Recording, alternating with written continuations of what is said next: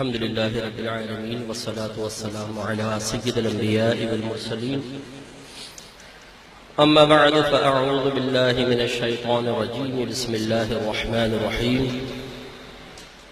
قال تبارك وتعالى في القرآن المجيد والفرقان الحميد اهدنا الصراط المستقيم صراط الذين أنعمت عليهم.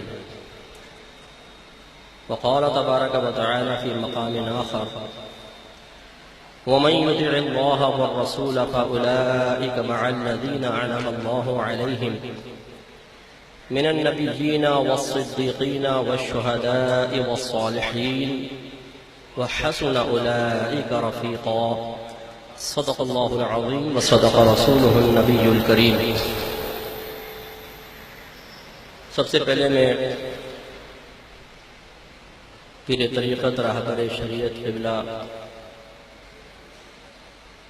پیر نقیب الرحمن صاحب اور صاحبزادہ صاحب حسیب الرحمن صاحب کا بالخصوص اور جتنے علماء و مشائخ اس وقت جلوہ افروز کا بالعموم شکر گزار ہوں کہ مجھے چند کلمات کہنے کا موقع فراہم کیا.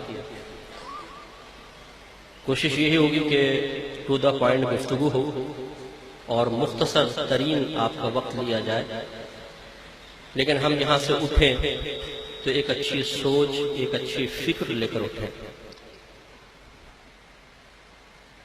میں نے الحمد شریف کی ایک آیت اولاً تلاوت کرنے کا شرف حاصل کیا. اللہ تعالیٰ ارشاد فرماتا ہے کہ اہدنا الصراط المستقیم صراط الذین انعمت علیہم. یہ ہم پر واجب کر دیا گیا کہ فرض کی پہلی دو میں اور سنن و نوافل و وتر کی ہر رکعت میں الحمد شریف کو پڑھیں. اور جب الحمد شریف کا پڑھنا واجب ہوا تو اس دعا کا مانگنا بھی گویا کہ ہم پر واجب ہے. اہدنا الصراط المستقیم، اے اللہ ہمیں سیدھا راستہ چلا. صراط الذین انعمت علیہم، ان لوگوں کا راستہ جن پر تو نے انعام فرمایا. یہاں بیٹھی ہوئی بہت سی ایسی ینگ جنریشن بھی ہے جن کا تعلق کالج یونیورسٹیز سے ہوتا ہے، اور وہ اس دور میں بہت وساوس کا شکار ہوتے ہیں کہ اتنے سارے مختلف مکاتب فکر قائم ہو گئے ہیں.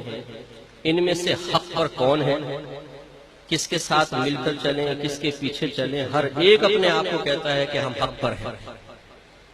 اللہ تبارک و تعالیٰ نے اس آیت کریمہ میں قیامت تک پیدا ہونے والے اذہان میں اس سوال کا جواب عطا فرمایا. اہدنا الصراط المستقیم، اے اللہ ہمیں سیدھا راستہ چلا. صراط الذین انعمت علیہم، ان لوگوں کا راستہ جن پر تو نے انعام فرمایا. دیکھیے اسلوب کلام کی نفاست دیکھیں. اللہ تبارک و تعالیٰ نے یہ دعا ہم پر واجب نہیں قرار دی کہ اے اللہ تعالیٰ ہمیں قرآن کے راستے پہ چلا. دعا بالکل حق اور صحیح تھی. اے اللہ تعالیٰ ہمیں اپنے رسول کے راستے پہ چلا. دعا تو بالکل یہ بھی حق ہے. ہمیں حدیث کے راستے پر چلا. دعا یہ بھی ٹھیک ہے.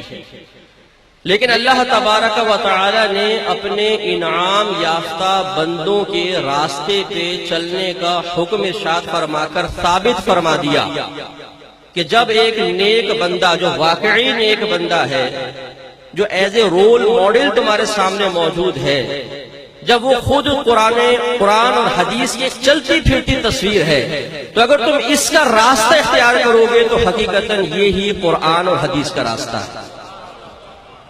تو آسان سا جواب ہو گیا کہ 1500 سال میں جتنے اللہ تبارک و تعالی کے انعام یافتہ بندے گزرے، ان کی زندگی کا مشاہدہ کر لیں، ان کی سیرت پڑھ لیں، ان کے عقائد کا مطالعہ کر لیں، اور پھر ان کے پیچھے چلنے کی کوشش کریں. جو یہ کام کرنے میں کامیاب ہوا وہی صراط مستقیم پر ہوگا، اور جو صراط مستقیم پر ہوگا اس کا انعام اللہ تعالیٰ نے اگلی آیت میں بیان فرمایا.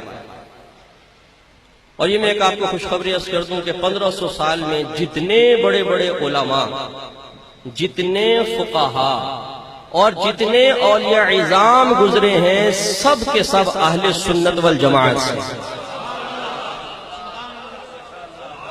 اہل سنت کے علاوہ کسی مکتبہ فکر میں کوئی اللہ کا ولی پیدا ہوا ہی نہیں، اور یہ وہ اولیاء اعظام ہیں، وہ علماء ہیں، وہ فقہا ہیں جن کی شخصیتیں، جن کی سیرتیں، جن کی علمی صلاحیتیں، جن کے علمی کمالات ایسے مسلمہ ہیں کہ کوئی مکتبہ فکر اس کا انکار نہیں کرے گا۔ ادب کی نگاہوں سے دیکھتے ہیں، احترام کی نگاہوں سے دیکھتے ہیں تو معلوم یہ ہوا کہ اللہ تبارک و تعالیٰ نے ہمیں نیک بندوں کے راستے پہ چلنے کا حکم دیا، تو گویا کہ جو 1500 سال کے عرصے میں گزرنے والے نیک راستے پہ چلے گا وہی ناجی ہوگا۔ اب وہ نیک بندے کون ہیں؟ ایک سوال یہ ہے، اور دوسرا یہ کہ ان کے پیچھے چلنے کا مطلب کیا ہے، ان کے راستے پہ چلنے کا مطلب کیا ہے؟ اس کا جواب اگلی آیت میں اللہ تبارک و تعالیٰ نے دیا کہ وَمَن يُطِعِ اللَّهَ وَالرَّسُولَ فَأُولَٰئِكَ مَعَ الَّذِينَ أَنْعَمَ اللَّهُ عَلَيْهِم مِّنَ النَّبِيِّينَ وَالصِّدِّيقِينَ وَالشُّهَدَاءِ وَالصَّالِحِينَ وَحَسُنَ أُولَٰئِكَ رَفِيقًا۔ اللہ تعالیٰ نے فرمایا کہ جو اللہ تبارک و تعالیٰ اور اس کے رسول کریم صلی اللہ علیہ وسلم کی اطاعت کرے گا وہ ان لوگوں کے ساتھ ہوگا جن پر اللہ تبارک و تعالی نے اپنا انعام نازل فرمایا۔ اس میں 4 گروہوں کا تذکرہ ہے۔ نمبر 1 انبیاء علیہ السلام، نمبر 2 صدیقین، مفسرین فرماتے ہیں اس سے مراد نبی کریم صلی اللہ علیہ وسلم کے بڑے صحابہ ہیں۔ پھر والشہداء جو اللہ کی راہ میں شہید ہوئے، اور والصالحین اور نیک لوگ۔ اس میں مفسرین فرماتے ہیں جتنے بقیہ صحابہ، تابعین، تبع تابعین اور 1500 سال کے عرصے میں جتنے بڑے علماء، فقہا اور اولیاء اعظام گزرے سب کے سب اس میں داخل ہیں۔ اور اللہ تعالیٰ فرماتا ہے وَحَسُنَ أُولَٰئِكَ رَفِيقًا، اور یہ کیا ہی اچھے ساتھی ہیں۔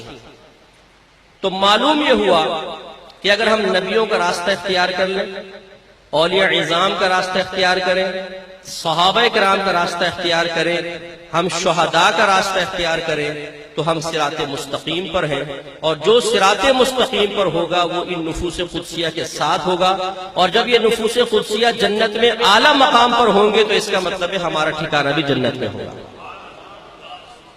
لیکن اس آیت کے پہلے حصے میں اللہ تبارک و تعالی نے اس راستے کو اختیار کرنے کی ایک نوعیت کا تعین بھی فرما دیا۔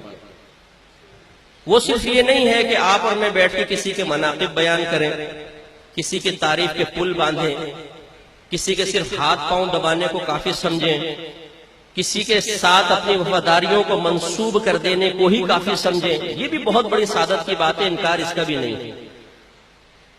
اصحاب کہف کا کتا غار کے باہر پہرے داری کی غرض سے بیٹھا تھا، اتنا معتبر، اتنا معظم ہو گیا کہ آپ کا میرا ذکر براہ راست قرآن میں نہیں، اس کتے مبارکہ کا ذکر ہے۔ تو اللہ کے نیک بندوں کی صحبت بھی کوئی معمولی چیز نہیں ہے۔ جب ایک ارذل مخلوق جو ہماری نگاہوں میں ارذل ہے وہ اولیاء کرام کی صحبت کی برکت سے قرآن میں قیامت تک حصہ پا سکتی ہے، تو ہم بھی اگر اسی طرح اکابرین اسلام کے قدموں سے وابستہ ہو جائیں تو جنت میں انشاءاللہ کوئی نہ کوئی مقام ضرور مل جائے۔ لیکن اللہ تبارک و تعالیٰ کی نصیحت کو، اللہ تبارک و تعالیٰ کے حکم کو، اللہ تبارک و تعالیٰ کے بتائے ہوئے طریقے کو یکسر فراموش کر کے اپنی پسند کو فوقیت نہیں دے سکتے۔ لہذا اللہ تعالیٰ نے پہلے حصے میں فرمایا ہے کہ وَمَن يُطِعِ اللَّهَ وَالرَّسُولَ، جس نے اللہ تبارک و تعالیٰ اور اس کے رسول کی اطاعت کی وہ یہ انعام پائے گا۔ اس لیے اس پہلو پر بھی توجہ ضرور ہونی چاہیے، جیسے قبلہ حضرت صاحب نے بھی درمیان میں کھڑے ہو کر بہت نفیس انداز سے آپ کو سمجھایا کہ اللہ تعالیٰ اور اس کے رسول کی اطاعت ضروری ہے۔ اور اطاعت کسے کہتے ہیں؟ اطاعت کا مطلب ہے حکم ماننا۔ ایک ہے اتباع، ایک ہے اطاعت۔ اگر ہم کسی کا حکم سن کر پھر ہم اس کے حکم کی تکمیل کرتے ہیں، تعمیل کرتے ہیں، یہ ہے اطاعت۔ اور اتباع یہ ہے کہ حکم نہ ہو، صرف دیکھ کر چیز کو اختیار کر کے کسی کے پیچھے چلے، کسی کی پیروی کر لے، اس کو اتباع کہا جاتا ہے۔ اللہ تعالیٰ نے اطاعت کا حکم دیا ہے، اس مقام پہ اتباع کا ذکر نہیں فرمایا کہ جو اللہ تعالیٰ اس کے رسول نے حکم دیا اس کو اختیار کرو۔ ایک اور مقام پہ جیسے فرمایا کہ وَمَا آتَاكُمُ الرَّسُولُ فَخُذُوهُ وَمَا نَهَاكُمْ عَنْهُ فَانْتَهُوا، یہ رسول کریم صلی اللہ علیہ وسلم تمہیں جو کچھ عطا کریں اس کو لو، یعنی احکام، اور جن چیزوں سے منع کریں اس سے باز آ جاؤ۔ تو لازم بات ہے کہ اطاعت کے لیے یہ پہلے بات معلوم ہونی چاہیے کہ اللہ تعالیٰ اور اس کے رسول کا حکم کیا ہے. اور یہ کب معلوم ہوگا؟ جب ہم علم سیکھیں گے. کم از کم اس چیز کا علم تو ہونا چاہیے نا کہ اللہ نے کیا فرمایا، رسول کریم صلی اللہ علیہ وسلم ہم سے کس چیز کا مطالبہ فرما رہے ہیں. تب پھر ہم اطاعت کر سکیں گے، اور اطاعت کریں گے تو پھر ہمیں یہ بڑا انعام بھی حاصل ہوگا. علم کے بغیر بعض اوقات بہت سے مسائل کھڑے ہو جاتے ہیں. میں بہت ہی معذرت کے ساتھ ہمارے اہل سنت میں لگنے والے ایک دل خراش نعرے کی اصلاح کرنا چاہتا ہوں، جو یقینی سی بات ہے کہ جان بوجھ کر تو غلطی کے ساتھ نہیں لگایا جاتا، لیکن ہو جاتی ہے. ہمارے یہاں نعرہ لگتا ہے سیدی مرشدی، ہم جواب میں کہتے ہیں یا نبی یا نبی. اس میں لفظ سیدی تو ٹھیک ہے، میرے سردار. لفظ مرشدی پر کلام ہے. مرشد کا لفظ ارشاد سے نکلا ہے، اور ارشاد کا مطلب ہوتا ہے راستہ دکھانا.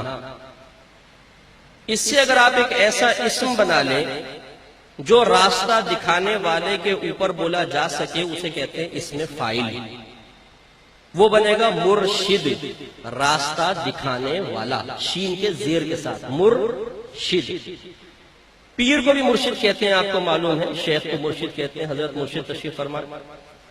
لیکن اگر اس سے ایک ایسا لفظ بنا لیا جائے جو اس ذات پر دلالت کرے، اس ذات کی طرف رہنمائی کرے کہ جس پر فاعل کا فعل واقع ہوا یا فاعل کے فعل کا تعلق جس تک پہنچا، تو اس اسم کو کہتے ہیں اسم مفعول، اور وہ لفظ بنے گا مرشد. مرشد کا دوسرا ترجمہ آپ کر لیں مرید، جس کو راستہ دکھایا گیا. نعرہ یہ ہونا چاہیے سیدی، اے میرے سردار، مرشدی، اے مجھے راستہ دکھانے والے.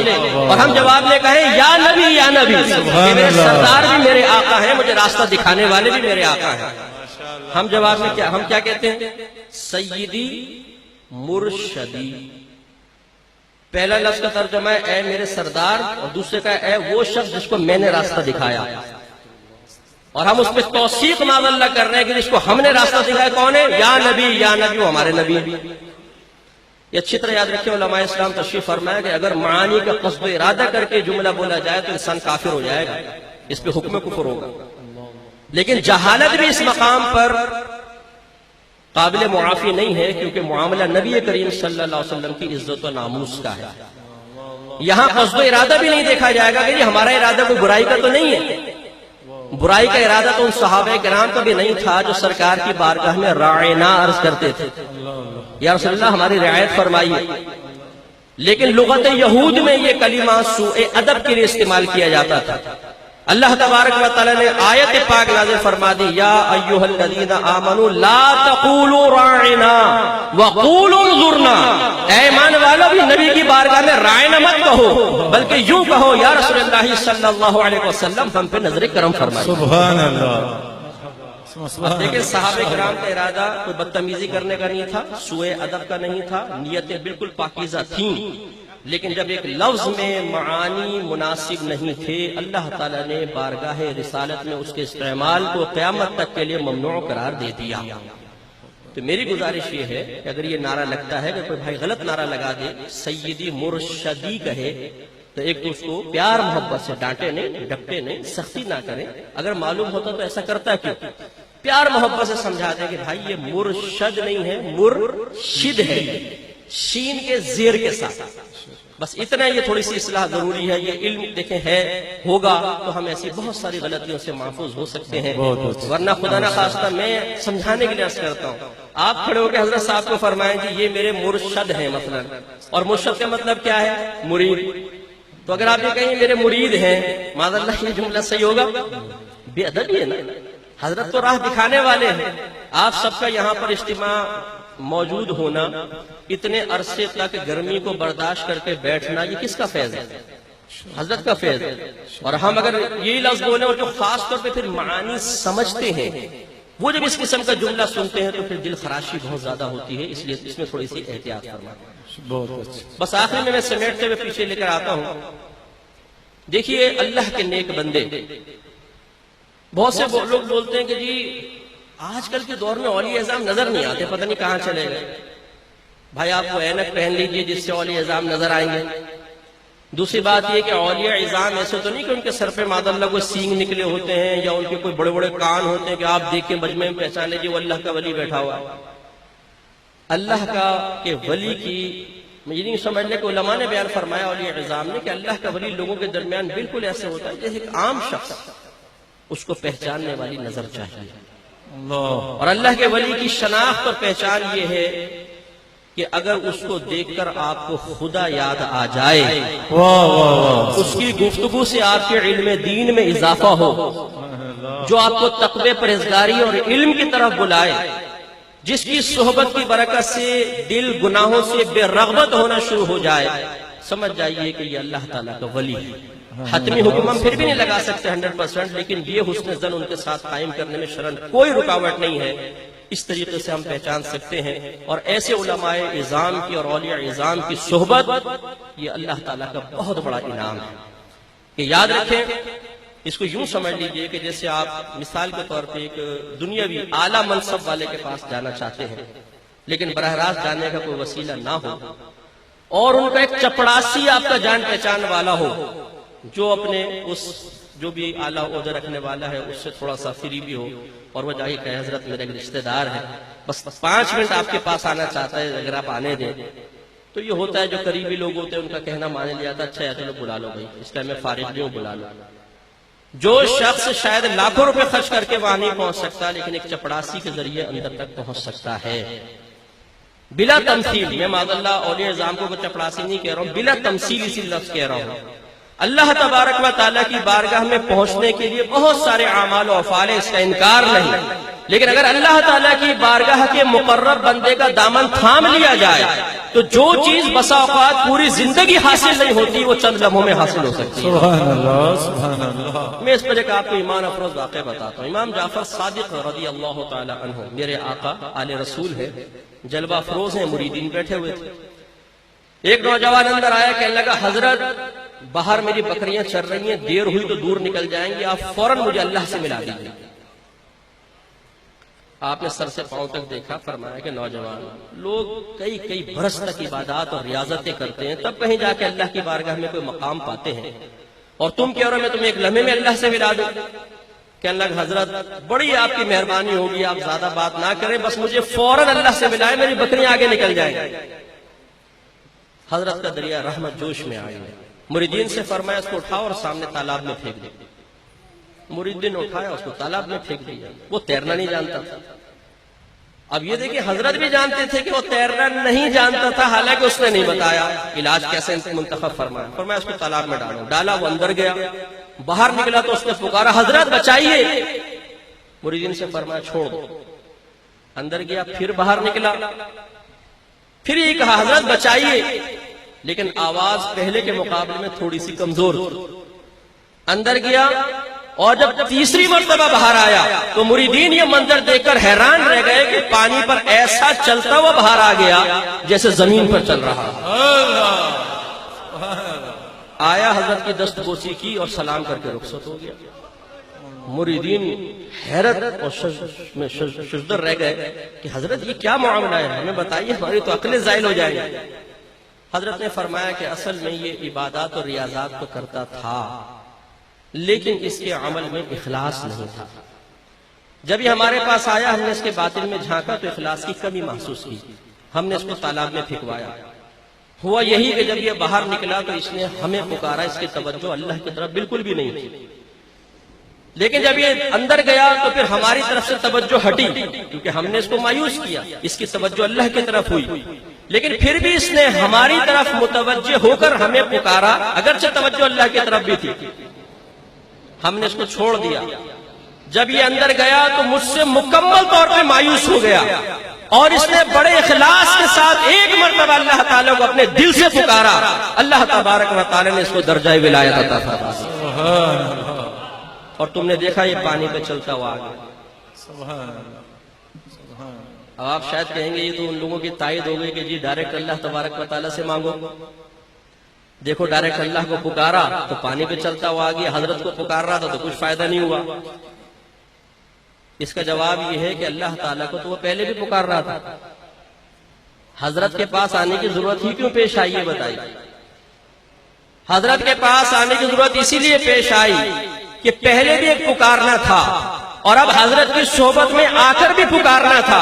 ان دونوں پکاروں میں فرق تھا، اس لیے کہ پہلی پکار اپنی جانب سے تھی اور دوسری پکار حضرت کے فیض کے ساتھ تھی، اور وہ پکار مقبول بارگاہ الہی ہوئی جو حضرت کے فیض کے ساتھ تھی۔ یہاں پہ ایک چھوٹی سی نفیس بات عرض کرتا ہوں۔ ایک اعرابی نبی کریم صلی اللہ علیہ وسلم کی خدمت میں حاضر ہوا، کافر شخص تھا، کہنے لگا میں آپ پر ایمان لے آؤں گا اگر آپ معجزہ دکھا دیں۔ سرکار نے فرمایا کیا دیکھنا چاہتا؟ اس نے کہا اگر وہ سامنے جو درخت کھڑا ہوا ہے اگر آپ اسے مجھ تک بلا لیں تو میں آپ پر ایمان لے آؤں۔ سرکار مسکرایا اور فرمایا کہ جا، اس کو جا کر کہے کہ تجھے اللہ کے رسول نے بلایا۔ وہ اعرابی گیا، اس نے کہا درخت تجھے اللہ کے رسول نے بلایا ہے۔ درخت جوش میں آ گیا، وجد کی کیفیت طاری ہوئی، بلانے والی ذات نبی کریم اللہ کے رسول کی ذات، اتنا پیارا پیغام، اس نے جڑیں دائیں کی بائیں کی، باہر نکلا اور چلتا ہوا بارگاہ رسالت میں آیا اور قدموں میں سجدہ ریز ہو گیا۔ سرکار نے اعرابی سے فرمایا اب اس سے کہو کہ واپس چلا جائے۔ اس اعرابی نے کہا واپس جا، درخت واپس گیا، دوبارہ اپنی جڑیں زمین میں لگائیں، پھر سیدھا ہو گیا۔ وہ ایمان لایا اور مسلمان ہو گیا۔ شارحین نے یہاں بڑی پیاری بات بیان فرمائی۔ آپ نے شاید فرمایا کہ جب تک انسان ذاتی کوشش سے اللہ تبارک و تعالی تک پہنچنے کی کوشش کرتا رہتا ہے بیکار یہ بھی نہیں ہے، لیکن اگر کسی اللہ والے کی طرف سے کوئی وظیفہ لیا جائے، اللہ والے کی طرف سے کوئی انعام لیا جائے، اللہ والے کی طرف سے فیض لیا جائے اور پھر اس کو استعمال کیا جائے تو کافر بھی درخت کو بلا کر لا سکتا ہے۔ دیکھیے وہ کافر اگر درخت کے پاس کھڑا ہو کر بغیر سرکار کے کہے 10 دفعہ کہتا تجھے رسول نے بلایا، کیا وہ اطاعت کرتا؟ نہیں، لیکن جب سرکار نے بیان فرمایا کہ کہہ تجھے اللہ کے رسول نے بلایا ہے، اس نے یہی جملہ اپنی زبان سے نکالا، اللہ نے اس کی زبان میں وہ برکت رکھی کہ درخت نے سمجھا اور بارگاہ رسالت میں حاضر ہوا۔ تو یہاں پر میں آپ کو یہ بھی عرض کروں گا کہ دیکھیے آپ بہت سے وظیفے سنتے رہتے ہیں، پرچہ ہاتھ میں آ گیا وہ شروع کر دیا، ٹی وی پہ بتایا وہ شروع کر دیا۔ ہماری بہنیں بھی تشریف فرمائیں، یہ زیادہ ان وظیفوں کی متلاشی ہوتی ہیں تو اس لیے بابا شابے جو ڈبے پیر قسم کے ہوتے ہیں وہ لوٹ بھی لیتے ہیں۔ کوئی میسج آ گیا آج کل ہمارے پاس، ہم اسی کے پیچھے لگ جاتے ہیں۔ اب ان کا جو مطلب مرجع ہے، مرکز ہے، کہاں سے آئے وہ اس کی شیورٹی کچھ بھی نہیں ہوتی۔ کوشش یہ کیجئے کہ جیسے آپ ماشاءاللہ ساستانے سے وابستہ ہیں تو اپنے بزرگوں سے وظیفے لیجئے۔ آپ کتنا ہی وظیفہ پڑھتے رہیں گے، میں نہیں کہتا ہوں کہ وہ بالکل بیکار ہے، معاذ ثم معاذ اللہ، میں جرات نہیں کر سکتا ہوں، اس میں برکت ضرور ہوگی، لیکن جب آپ بزرگوں کا لیا ہوا وظیفہ اور ان کی اجازت سے پڑھیں گے پھر آپ دیکھیے کہ برکت رات دن کتنی تیزی کے ساتھ آپ کی طرف متوجہ ہوگی۔ سبحان اللہ۔ اس لیے یہ جو حدیث اصل ہے اس بات کی، شارح نے اس میں لکھا ہے کہ جو اکابرین کے پاس جا کر وہی وظیفے جو معاشرے میں معروف ہے لیکن اکابرین سے لے کر پھر اس پر عمل کیا جاتا ہے، اس کی اصل یہی حدیث پاک ہے کہ نبی کریم نے کافر کو کہا کہ درخت کو کہہ کہ تجھے رسول نے بلایا ہے، اور کافر کی زبان سے وہ نبی کریم کے دیے ہوئے الفاظ نکلے تو اس میں وہ برکت اور تاثیر پیدا ہوئی کہ درخت بھی چل کر آ گیا۔ تو جب درخت چل کر آ سکتا ہے تو بتائیے اللہ تعالیٰ کی رحمت برکتیں کتنی ہماری طرف متوجہ ہیں۔ تو ایک بات یاد رکھیں کہ اکابرین کی صحبت کی برکت سے بہت جلدی منازل طے ہوتی ہے۔ نمبر 2، بعض اوقات ایسا ہوتا ہے کہ شیطان ہم پہ غالب آتا ہے۔ غلبہ شیطان پہچاننا بڑا مشکل ہے، بڑے خطرناک قسم کے وار کرتا ہے، لیکن جو اس فیلڈ کے ماہر ہوتے ہیں، جو کوہنا مشق ہوتے ہیں، جو ایک طویل عرصے سے نفس و شیطان کو مسلسل شکست دیتے رہتے ہیں، یقیناً وہ جانتے ہیں کہ اس کو کیسے زیر کرنا ہے۔ مثلا آپ نے پیسہ انویسٹ کرنا ہے کسی کاروبار میں، کرنسی کے کاروبار میں، اور آپ کو کچھ بھی تجربہ نہیں، لیکن میں جانتا ہوں، میں 25 سال سے مثلا اگر کر رہا ہوں تو آپ مجھ پہ ٹرسٹ کریں گے کہ ہاں مفتی صاحب آپ اس فیلڈ کے ماہر ہیں نا، تھوڑا سا اونچ نیچ بتائیے، پیسہ انویسٹ کروں نہ کروں، کب کروں، کون سی کرنسی میں کروں، ایسا ہوگا کہ نہیں ہوگا؟ تو جو ہمارے اکابرین ہیں، ہمارے بزرگ ہیں، چونکہ یہ اس فیلڈ میں رہتے ہیں تو نفس کس طریقے سے واردات کرتا ہے اور شیطان کس طریقے سے الجھانے کی کوشش کرتا ہے، انہوں نے 50 دفعہ چیزیں دیکھی ہوتی ہیں، لہذا ان کی صحبت کی ایک برکت کا فائدہ یہ بھی ہوتا ہے کہ شیطان کی گرفت کمزور ہو جاتی ہے۔ جنید بغدادی رحمۃ اللہ علیہ کا ایک مرید آپ کے پاس آیا، کچھ عرصے بعد غائب ہو گیا۔ حضرت نے پوچھا بھئی اب نہیں آتا ہوں، کہاں چلا گیا؟ مریدین نے کہا حضرت وہ تو بڑا کامل ہو گیا ہے، وہ کہتا ہے میں کامل ہو گیا ہوں، مجھے حضرت کی صحبت اختیار کرنے کی کیا ضرورت؟ حضرت نے آنکھیں بند کی، پھر آنکھیں کھولی، فرمایا کیا اس کی کاملیت کی نشانی ہے؟ لوگوں نے کہا حضرت وہ کہتا ہے جب میں رات کو سوتا ہوں تو فرشتے آسمان سے میرے پاس آتے ہیں، مجھے اٹھاتے ہیں، جنت میں لے کر جاتے ہیں، میں وہاں کی حوریں دیکھتا ہوں، محلات دیکھتا ہوں، قصور دیکھتا ہوں، وہاں کی نہروں سے پانی پیتا ہوں، فیض یاب ہوتا ہوں، مجھے کیا ضرورت ہے کہ جنید کی صحبت میں جاؤں؟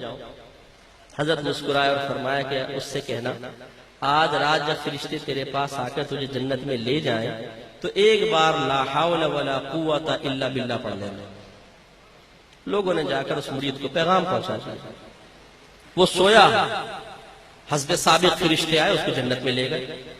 ابھی حضرت کی کرامت اور فیض دیکھیے کہ خواب انسان کے قدرت و اختیار میں نہیں ہوتا، وہ تو اللہ کی طرف سے دکھا دیا جاتا ہے، لیکن حضرت کا آج فیض ایسا جاری ہوا کہ جب وہ جنت میں گیا تو حضرت کی بات یاد آ گئی اور اس نے لاہور پڑھی، جیسے ہی لا حول ولا قوت الا باللہ کہی، دھام کی آواز آئی، آنکھ کھلی تو دیکھا کچرے کے ڈھیر پہ پڑا ہوا، اللہ بھاگ کر آیا، حضرت کے قدموں میں گر گیا اور کہا کہ حضرت مجھے بتائیے کیا معاملہ ہے، بڑا شرمندہ ہوں، بڑی معذرت خواہ ہوں۔ حضرت نے فرمایا کہ نادان، میری صحبت کی برکات سے محروم کرنے کے لیے شیطان اپنی پوری ٹیم کے ساتھ تیرے پاس آتا تھا فرشتوں کی شکل میں، اور جس جنت میں تجھے لے کر جاتا تھا وہ شیطان کی اپنی بنائی ہوئی مصنوعی جنت ہے، وہ اللہ کی جنت نہیں تھی۔ ہم نے اس چیز کو پڑھ لیا، اللہ کی عطا سے جان لیا، اسی لیے ہم نے کہا کہ لا حول ولا قوت پڑھ، تو نے پڑھی تو جو ابھی تیرا مقام ہے تو اس مقام تک پہنچ گیا۔ اس نے پھر توبہ کی اور حضرت کی صحبت کو لازم پکڑ لیا۔ تو ہمارا یہ بھی ہوتا ہے بعض اوقات کہ جب ہم کچھ نمازیں پڑھنے لگ جائیں، تہجد پڑھنے لگ جائیں، تسبیح ہاتھ میں آ جائے، ہونٹ برابر ہلنے لگ جائے، نمازوں پہ استقامت مل جائے تو پیر بھی چھوٹا سا لگنے لگتا ہے، کیا ضرورت ہے حضرت صاحب کی صحبت میں جانے کی؟ ارے بھائی اتنے کامل ہو گئے، اب یہ کاملیت کے اس مقام تک آپ کو پہنچایا کس نے ہے؟ پہلے یہ تو سوچئے نا، سبحان اللہ۔ یہ احسان فراموشی کے جملے کیوں؟ قربان جائیے ہمارے نبی کریم صلی اللہ علیہ وسلم کے اپنے صحابہ کی قدر و قیمت کرنے پر، قدر و قیمت سمجھنے پر، کہ آپ نے ارشاد فرمایا کہ اے ابو بکر، جس نے بھی دنیا میں مجھ پر احسان کیا میں نے اس کا بدلہ دنیا میں اتار دیا، لیکن تمہارے احسانات کا بدلہ اللہ تبارک و تعالیٰ خود بروز قیامت تمہیں عطا فرمائے۔ اب میرے آقا پہ کون احسان کر سکتا ہے؟ سرکار اگر کسی کا احسان لے لے تو یہ تو سرکار کا کرم ہے کہ اس کی خدمت کو قبول کر لیا، لیکن سرکار کی عاجزی تو اس کو احسان سے تعبیر کرنا، اور پھر قدر و قیمت۔ تو اس لیے یاد رکھیے کہ بڑوں کے احسانات کو یاد رکھنا چاہیے، اسی طرح بڑے چھوٹوں کے احسانات کو بھی یاد رکھتے ہیں، ان کی عظمت ہے تو چھوٹے کو بدرجہ اولا یاد رکھنا چاہیے۔ پھر ایک اس میں بس میں اپنا بیان اختتام کی طرف لا رہا ہوں، جو باطنی معاملات ہوتے ہیں یہ ظاہری معاملات سے زیادہ خطرناک ہوتے ہیں۔ تو چونکہ اس فیلڈ کے ماہر لوگ جن پر اللہ تبارک و تعالیٰ کی خصوصی نگاہ کرم ہوتی ہے اور ان کے سلسلے کا فیض اکابرین کی روحانی فیوز و برکات کی شکل میں مسلسل ان کو حاصل ہوتا رہتا ہے، وہ اس چیز پر بھی خصوصی توجہ رکھ لیتے ہیں اور نہ صرف خود اس سے محفوظ رہتے ہیں بلکہ مریدین کو بھی ان باطنی امراض سے بچا کر ان کے لیے ترقی کے راستے ہموار فرماتے رہتے ہیں۔ حضرت بایزید بسطامی رضی اللہ تعالیٰ عنہ کے پاس، کسی نے بعد میں بستام بھی لکھا ہے، بستام بھی لکھا ہے، مختلف تلفظ ہو سکتا ہے، آپ کے پاس ایک آپ کا مرید تھا، وہ آیا، کہنے لگا حضرت 30 سال ہو گئے آپ کی صحبت میں بھی آتا ہوں، عبادات کرتا ہوں، ریاضات کرتا ہوں، لیکن جو کشف و کرامات اللہ نے آپ کو عطا فرمائی ہیں اس سے حصہ نہیں مل پاتا۔ حضرت مسکرایا اور فرمایا کہ بتاؤں، علاج بتا دو؟ کہا جی بتائیے۔ فرمایا کہ لیکن تم کرو گے نہیں۔ کہنے لگا حضرت کیوں نہیں کروں گا، آپ حکم تو فرمائیے۔ فرمایا اچھا پھر ایسے کرو کہ اپنا سر منڈواؤ، گنجا ٹنڈا بن جاؤ اور چوک میں بیٹھ جاؤ، اپنی جھولی میں اخروٹ رکھ لو اور زوردار آواز میں کہو کہ جو میرے سر پہ ایک تھپڑ مارے گا اس کو ایک اخروٹ دوں گا۔ کہنے لگا حضرت یہ کیسے ہو سکتا ہے، میں گنجا ہو جاؤں چوک پہ تھپڑ کھاؤں، میں یہ نہیں کر سکتا ہوں۔ فرمایا یہی تو وجہ ہے۔ فرمایا ہم نے تیرے باطن پہ نگاہ ڈالی، تیرے دل میں ہے تکبر، اور جس کے دل میں بڑا پن اور تکبر ہوتا ہے وہ کبھی بھی اللہ کے بارگاہ میں ترقی کی منازل طے نہیں کر سکتا۔ اور باعطاء الہی اللہ تعالیٰ نے مجھے عطا کی ہے عاجزی انکساری، جس کی برکت سے اللہ تبارک و تعالیٰ نے میرے لیے تمام راستے کھول دیے۔ تو دیکھیے اب حضرت نے کس طریقے سے مرض کو پہچانا۔ ہم تھوڑا سا ہمارے پاس کوئی پیسہ آ جاتا ہے، تھوڑی شکل و صورت اچھی ہوتی ہے، تھوڑا سا لباس اچھا ہوتا ہے تو ہاتھ میں لگانے دیتے ہیں، پیچھے ہٹو بابا لباس خراب ہو جائے گا۔ تو ہمارے اندر تکبر پیدا ہو جاتا ہے، پھر ہم نمازیں بھی پڑھ رہے ہوتے ہیں، بظاہر علماء کی صحبت میں، اولیاء اعظام کی، پیر اعظام کی صحبت میں بیٹھ رہے ہوتے ہیں، تو یہ کہتے ہیں یار پتہ نہیں کیوں سکون نہیں ملتا، کچھ ترقی سی نہیں ہو پا رہی، ترقی کیسے ہوگی؟ آپ اس باطنی مرض کو تو دور کریں نا، پھر ترقی ہوگی۔ تو اس لیے اکابرین کی مسلسل صحبت، حضرت کو دیکھیں آپ واچ کریں۔ میں نے آپ کو پہلے ہی کہا الحمدللہ میں حضرت کی اس ادا سے بہت ہی متاثر ہوا، یہ میرا پہلا یہاں پہ آمد ہے، ویسے میں ذاتی طور پہ حضرت کو میں جانتا ہوں۔ حضرت کے بیٹھنے کی نشست کا آپ انداز دیکھیں، یہ عاجزی انکساری والی نشست، سبحان اللہ۔ دیکھ دیکھ کے بہت کچھ سیکھا جا سکتا ہے۔ اور میں پہلے بتا دوں میں کسی کی منہ پہ تعریف کرتا نہیں ہوں، میں حضرت کی کر رہا ہوں، میں خوشامد پسند نہیں ہوں، نہ میں خود خوشامد کو پسند کرتا ہوں۔ بیجا تعریف، غلط تعریف انشاءاللہ کسی کی بھی میری زبان سے نہیں سنیں گے، یہ میرے بزرگوں کا ہی فیض ہے کہ ہمیں کیا ضرورت ہے ہم کسی کی جھوٹی تعریفیں کر کے کوئی منزل حاصل کرنے کی کوشش کریں۔ ان کے قدموں کی برکت سے اس قسم کے تکلفات میں پڑے بغیر ہی اللہ نے اتنا دیا ہے کہ ہمیں ضرورت کیا ہے۔ لیکن میں آپ کو سمجھا رہا ہوں کہ حضرت ایک بہت نفیس شخصیت ہیں، ان کے آپ انداز کو دیکھیں، چلنا پھرنا اٹھنا بیٹھنا، اور اس سے بھی ہم اصلاح حاصل کر سکتے ہیں، اور اصلاح حاصل کرنے کے بعد اپنے آپ کو ترقی کے منازل کی طرف لے جا سکتے ہیں۔ دو باتیں مسلسل کر کے بیان ختم کرتا ہوں۔ بعض اوقات کوئی کہتا ہے آئیے ہم آپ کو حضرت سے ملواتے ہیں، میں صرف حضرت کی باتیں نہیں کر رہا ہوں، کسی نے بھی کہا آؤ کسی بزرگ سے ملواتے ہیں، آتے ہیں، وہ واچ کرتا ہے، پہلے آنکھیں دیکھے گا، ناک دیکھے گا، پھر داڑھی دیکھی، پھر کان دیکھے، پھر لباس دیکھا، پھر ادھر دیکھا ادھر دیکھا، اور فوراً اس پہ ایک نتیجہ مرتب کرتے ہیں، یار مزہ نہیں آیا، دیکھو کڑا ہوا جبہ پہنا ہوا ہے، وہ دیکھو لباس کیسا پہنا ہوا ہے، وہ ہو بھائی گاڑیاں رکھی ہوئی ہیں، وہ ہو بھائی یہ چیز اور وہ چیز۔ ہمارے یہاں شاید ولایت کا تصور یہ ہے کہ ولی وہ ہوگا جو لمبے لمبے بال کندھوں سے نیچے لٹکائے، انگلیوں میں انگوٹھیوں کی کثرت ہو، 12-24 انگوٹھیاں چڑھائی ہوں، بڑے بڑے کڑے ہوں، گلے میں مالائے ہوں، کالا ڈنڈا ہو، اور حق کے نعرے لگائے ہو ہم پہ، وہ ڈنڈے والی سرکار تشریف لے آئی بھائی، اور وہ بابا ایموشنلی بلیک میل کرے ہماری بھی نفسیات سے سادہ لوہی سے فادڑا، ادھر آ بچہ، جی بابا جی پریشان ہے نا بھائی، کون دنیا میں پریشان نہیں ہوگا؟ وہ کہتا ہاں جی بابا، گھر میں لڑائی جھگڑا ہے نا، جی جی بابا، روزی ٹھیک نہیں مل رہی، جی جی بابا، کاروبار نہیں چل رہا نا، جی جی بابا، جا تیرا کام ہو گیا، ادھر آ، یہ کمر پہ ڈنڈا لگایا اور ہم قدموں میں، بابا جی سبحان اللہ جی، اب یہ نہیں دیکھیں گے وہ بابا کیسا ہے کیسا نہیں ہے، بس فوراً ہم ان چیزوں سے متاثر ہوتے ہیں، حالانکہ کوئی شرعی معیار نہیں ہے۔ اس لیے میں آپ کی خدمت میں گزارش کرتا ہوں کبھی بھی جب تک آپ ایک تسلسل سے صحبت اختیار نہ کریں، صرف کسی کے ظاہر کو دیکھ کر ہرگز بدگمان مت ہوئیے گا۔ جو مرید، جو عقیدت رکھنے والا پہلے ہی دل میں بدگمانیوں کے بیج لے کر آئے گا، وہ کبھی بھی فیض یاب نہیں ہو سکتا۔ سیدنا شیخ عبد القادر جیلانی رضی اللہ تعالیٰ عنہ کا مشہور واقعہ ہے، ایک بڑھیا آئی، بابا جی یہ بچہ ہے اپنی صحبت میں رکھیے، اس کی تربیت کیجیے، فرمایا چھوڑ جاؤ۔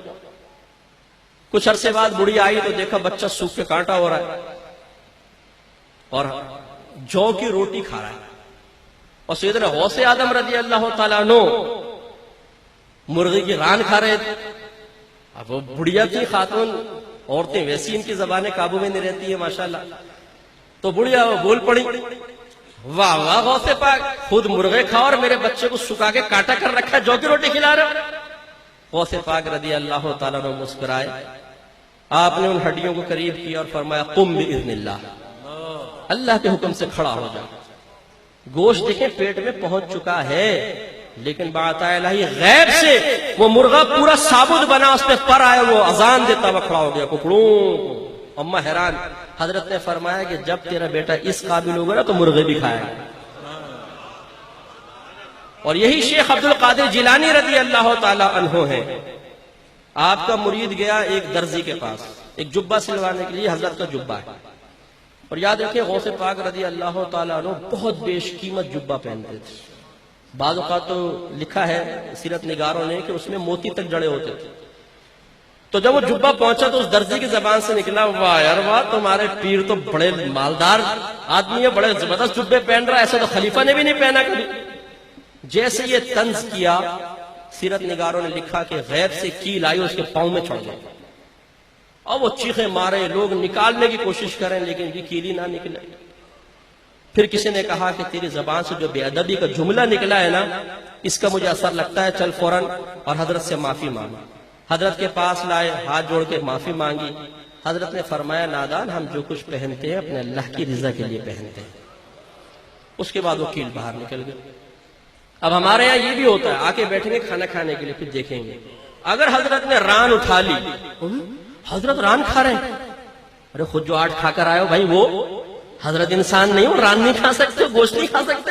اس کا مطلب تمہارے سامنے جو کی روٹی کھائیں گے تو بزرگی مانو گے نا، ران کھا لی تو گناہ کبیرہ ہو گیا۔ یہ بے وقوفی کی بات ہے۔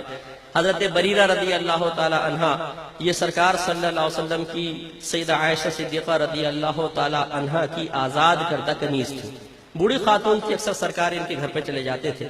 ایک دفعہ تشریف لے گئے تو کھجورے لا کے رکھ دی۔ سرکار نے فرمایا کہ بریرہ، ہم نے تمہاری ہانڈی میں کچھ پکتے ہوئے سنا ہے۔ جب ہم اندر آئے، اسکی اصل اللہ وہ گوشت ہے، فرمایا تو ہمارے پاس لاؤ۔ اسکی اصل اللہ صلی اللہ علیہ وسلم وہ صدقے کا گوشت ہے، ہمارے لیے تو حلال ہے، آپ تو نہیں کھاتے ہیں، آپ کے لیے تو مناسب نہیں ہے۔ سرکار نے فرمایا تیرے لیے صدقہ تھا اور اب ہمارے لیے ہدیہ ہے، تم نے لے لیا، صدقہ ادا ہو گیا، اب ہدیہ ہے، لے کر آؤ۔ فرمایا دستی لے کر آؤ۔ وہ گئی، بازو جو ہوتا ہے وہ مرغی، وہ بکری کا لے آئی۔ سرکار نے تناول فرمایا، فرمایا اور لاؤ۔ دوسرا بھی لے آئی، تناول فرمایا، سرکار نے فرمایا اور لاؤ۔ اسکی اصل اللہ، بکری کی تو دو ہی دستیاں ہوتی ہیں، فرمایا اگر تم منع نہ کرتی تو میں منگواتا رہتا اور ہنڈیا سے دستیاں نکلتی رہتی۔ یہاں دو باتیں عرض کروں گا۔ پہلی بات یہ کہ اگر بزرگوں کو کبھی فیض ملے، زبان مت کھولیے گا، فیض منقطع ہو جائے گا۔ یہ ہمیشہ اصول یاد رکھیے گا، جو مل رہا ہے لے لو بابا، لے لو، جتنا مل رہا ہے زبان بند کر کے لے لیں۔ بعض بڑے ڈیڑھ ہوشیار ہوتے ہیں، وہ آ کے متاثر کرنے کی کوشش کرتے ہیں، حضرت یوں ہو تو کیا ہوگا، حضرت یوں ہو تو کیا ہوگا۔ بھائی یہ ہوشیاریاں ان بارگاہوں میں نہیں چلتی ہیں۔ یہاں پہ عارضی، انکساری، بالکل خالی پیالہ بن کر آئیں، اس میں کچھ بھر کر لے کر جائیں، ورنہ محروم ہو جائیں گے۔ دوسری بات یہ ہے کہ اگر گوشت کا کھانا اور خصوصاً ڈیمانڈ کر کے کھانا معیوب اور معتوب ہوتا تو بتائیے نبی کریم صلی اللہ علیہ وسلم کے لیے کیا حکم ہوگا۔ لیکن ان کا یہ کھانا، ان کے لباس اختیار کرنا، جسے غوث پاک نے اشارہ کیا، کوئی نفسانی خواہشات کے تابع ہو کر نہیں ہوتا بلکہ اللہ کے لیے ہوتا ہے۔ آخری واقعہ کر کے اپنا بیان ختم کر دیتا ہوں۔ حضرت کے ایک حضرت تھے، بڑے بزرگ تھے، اکابرین نے لکھا ہے واقعہ۔ انہوں نے اپنے ایک مرید کو کہا کہ بیٹا یہ کھانا لے جاؤ اور نہر کے پار ایک بزرگ ہوں گے، ان کو دے دینا۔ اس نے کہا کہ حضرت اس وقت بڑی طغیانی ہے، نہر تو بہت تیز چل رہی ہے اور ملح وغیرہ ہوگا نہیں، میں نہر پار کیسے کروں گا؟ آپ نے فرمایا جب تو نہر کے پاس پہنچے تو جا کر کہنا کہ مجھے اس شخص نے بھیجا ہے جو کبھی اپنی زوجہ کے قریب نہیں گیا۔ حضرت کے بچے بھی تھے۔ مرید نے کہا حضرت کیا فرما رہے، زوجہ کے قریب نہیں گئے، بچے کیسے ہو گئے؟ لیکن حضرت کا حکم تھا، کہنے لگے ٹھیک ہے۔ گیا بھی دریا کے سامنے، کہنے لگا مجھے اس شخص نے بھیجا ہے جو کبھی زوجہ کے قریب نہیں گیا۔ دریا نے فوراً راستہ دے دیا، پار ہو کے چلے گئے۔ وہاں ایک بزرگ بیٹھے تھے، ان کا پیغام پہنچایا، کھیر تھی، وہ کھیر پیش کی، حضرت نے تناول فرمائی۔ تو مرید نے کہا حضرت پہلے تو میں نے حضرت کا ایک پیغام دریا کو پہنچا دیا تھا، اب کیا کہوں؟ فرمایا دریا سے جا کر کہنا مجھے اس شخص نے بھیجا ہے جس نے کبھی کچھ نہیں کھایا۔ ابھی تو کھیر کی پوری پلیٹ کھا گئے اور انہوں نے کچھ نہیں کھایا، لیکن تھا تھوڑا سعادت مند۔ ہماری طرح ہوتا تو وہیں دلیلیں مانگنا شروع کر دیتا۔ آیا بھائی وہی جملہ کہا، دریا نے راستہ دے دیا، پار ہو کے حضرت کے پاس پہنچی، قدموں میں گر گیا، حضرت مجھے بچائے۔ ذہن وسوسے سے پاک نہیں ہو رہا، بظاہر جھوٹ لگ رہا ہے نا آپ کو، میں بڑا میرا ایمان خطرے میں پڑ گیا، مجھے سمجھائیے۔ آپ مسکرائے، فرمایا کہ نادان، نہ میں نے جھوٹ بولا نہ اس نے جھوٹ بولا، ہم نے سچ کہا۔ میں اگر کبھی زوجہ کے قریب گیا ہوں تو کبھی بھی اپنی نفسانی خواہش کے تابع ہو کر نہیں گیا، ہمیشہ اپنے اللہ کی نبی کی سنت کی تکمیل اور ادائیگی کے قصد و ارادے سے گیا ہوں۔ اس لیے میں نے کہا میں کبھی زوجہ کے قریب نہیں گیا، یعنی اپنی نفسانی خواہش کے تابع ہو کر نہیں گیا۔ اور ان بزرگ نے بھی بالکل صحیح فرمایا کہ میں نے کبھی کچھ نہیں کھایا، اس لیے کہ انہوں نے کبھی اپنے نفس کے تابع ہو کر نہیں کھایا، ہمیشہ کھایا ہے تو اللہ کی رضا کے لیے کھایا۔ تو میں نے تھوڑا سا دیکھیں آپ کو اشارے کی، ان چیزوں کی گہرائیوں کو سمجھنے کی ضرورت ہے۔ آپ اس آستانے سے وابستہ ہوئے، اس کو اللہ تعالیٰ کی بہت بڑی سعادت سمجھیں۔ انشاءاللہ۔ آپ وابستہ ہوں، اپنے گھر کے بچوں کو فوراً سے پیشتر وابستہ کریں۔ ہم کہتے ہیں جوان ہوگا نا تو حضرت کے پاس لیں گے، نہیں، میں کہتا ہوں ایک دن کا بچہ بھی ہے نا، حضرت کا مرید کروائیں، حضرت کے پاس لے کر۔ سبحان اللہ۔ وہ ایک دن کا بچہ بھی فیوض و برکات سے محروم نہیں رہنا چاہیے۔ اور یاد رکھیے اگر بچہ نابالغ ہوتا ہے تو اس کا ولی اس کو بیعت کروا سکتا ہے۔ اسی طرح جو بہنیں ہیں، گھر کی خواتین ہیں، آپ ان کو راضی کریں، ان کو تیار کریں، انہیں بیعت کروائیں۔ کوئی اس سلسلہ فیض سے محروم نہیں رہنا چاہیے، اور ہمیشہ عاجزی انکساری کے ساتھ اکابرین کی صحبت اختیار کرتے رہیں۔ اور پھر آپ دیکھیے کہ انشاءاللہ اگر دنیا میں ترقی ظاہر نہیں بھی ہوئی، میں بھی ہوں گا، آپ بھی ہوں گے انشاءاللہ، میدان محشر میں دیکھیے کہ ان لوگوں کی کتنی حکومت ہوگی۔ سبحان اللہ۔ ہمارے نبی کریم صلی اللہ علیہ وسلم نے فرمایا کہ میرا بعض امتی پوری ایک جماعت کی، بعض 10 کی، بعض 5 کی، بعض 1 کی شفاعت کرے گا۔ اس پہ ایک حدیث علماء نے لکھی کہ سرکار صلی اللہ علیہ وسلم فرماتے ہیں کہ ایک شخص ہوگا جو میدان محشر میں مطلب کھڑا ہوگا، جا رہا ہوگا نکل کر، سامنے جہنمیوں کی لائن لگی ہوگی، تو اس میں سے ایک جہنمی آگے بڑھے گا اور کہے گا ایک شخص تو پہچانتا ہے میں کون ہوں؟ یہ فرمائیں گے کہ نہیں۔ وہ کہے گا یاد کر میں نے تجھے دنیا میں ایک مرتبہ ایک گلاس پانی پلایا تھا۔ اللہ کی عطا سے اس کو یاد آ جائے گا، وہ کہے گا ہاں صحیح کہہ رہے ہو، اب کیا چاہتے ہو؟ وہ کہے گا کہ آپ اللہ کی بارگاہ میں میری سفارش کر دیں، آپ تو جنتی ہیں، جنت کی طرف جا رہے، ہو سکتا ہے اللہ تعالیٰ آپ کی سفارش قبول کر لیں۔ وہ اللہ تعالیٰ کی بارگاہ میں عرض کرے گا یا رب کریم اس نے مجھے ایک گلاس پانی پلایا تھا، اس کو 70 کی بخشش کر دے۔ اللہ تعالیٰ فرمائے گا جا، میں نے آج تیری سفارش کرتے ہوئے اس کی بخشش کر دی۔ سبحان اللہ۔ جب ایک گلاس پانی پینے والا یہ کام کر رہا ہے تو جو ہمیں فیض کے دریا پلا رہا ہے اس کا مقام کتنا اعلیٰ اور کتنوں کو اپنے ساتھ جنت میں لے کر جائے گا۔ اس لیے ہم یہ کہتے ہیں کہ اولیاء اعظام کی صحبت ضرور اختیار کر کے رکھیں، کیونکہ اللہ تعالیٰ نے ان سے وعدہ فرما لیا، الا ان اولیاء اللہ لا خوف علیہم ولا هم یحزنون، خبردار بے شک اللہ تعالیٰ کے دوستوں کو نہ کچھ خوف ہے اور نہ وہ آخرت میں غمگین ہوں گے۔ اور نبی کریم صلی اللہ علیہ وسلم نے ارشاد فرمایا کہ المرء مع من احبا، ہر شخص بروز قیامت اسی کے ساتھ ہوگا جس سے وہ محبت کرتا رہا ہے۔ علماء نے حدیث اور آیات کو ملایا اور فرمایا غور کرو، جب تم میدان محشر میں آؤ گے تو اللہ تبارک و تعالیٰ جس سے تم نے محبت رکھی تھی اس کے ساتھ تمہیں کھڑا کرے گا۔ اگر وہ اولیاء اعظام ہیں، جب تم ان کے ساتھ کھڑے ہوگے تو اللہ کا وعدہ ہے کہ اللہ انہیں کبھی غمگین نہیں کرے گا، اور یہ اللہ کی عادت کریمہ ہے کہ جب اپنے پیاروں کو غمگین نہیں کرتا تو ساتھ رہنے والوں کو بھی غمگین نہیں فرمائے گا، ان کی بھی بخشش فرما دے گا۔ اللہ تعالیٰ سے دعا ہے کہ رب کریم جو کچھ ہم نے سنا اسے یاد رکھنے، محفوظ رکھنے اور دوسروں تک پہنچانے کی توفیق عطا فرمائے۔ آمین۔ وآخر دعوانا ان الحمدللہ۔